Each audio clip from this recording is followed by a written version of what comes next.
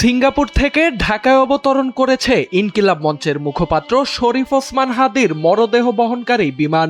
শুক্রবার সন্ধ্যা 5:45টার দিকে হযরত শাহজালাল আন্তর্জাতিক বিমানবন্দরে অবতরণ করে BG-385 ফ্লাইটটি।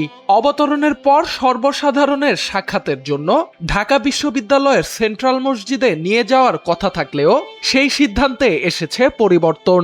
ঢাবির সেন্ট্রাল মসজিদের পরিবর্তে হাদির মরদেহ হিমাগারে নেওয়া হচ্ছে বলে এক পোস্টে জানিয়েছে ইনকিলাব মঞ্চ।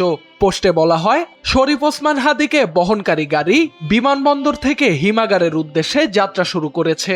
সেখানে শহীদ ওসমান হাদিকে রেখে ইনকিলাব মঞ্চের কর্মীরা শাহবাগে এসে অবস্থান নিবে।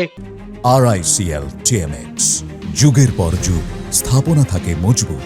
পরিবারের দাবির ভিত্তিতে শহীদ ওসমান হাদিকে কবি কাজী নজরুলের পাশে সমাহিত করার এবং মানিক মিয়া এভিনিউতে বাদ জোহর জানাজার সিদ্ধান্ত নেওয়া হয়েছে।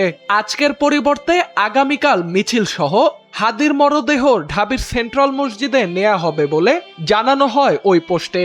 কোনো গোষ্ঠী যেন অনুপ্রবেশ করে আন্দোলন স্থিমিত করতে না পারে এবং সহিংসতার সুযোগ না পায় তা নিশ্চিত করতে সতর্ক থাকার আহ্বান জানায় ইনকিলাব মঞ্চ।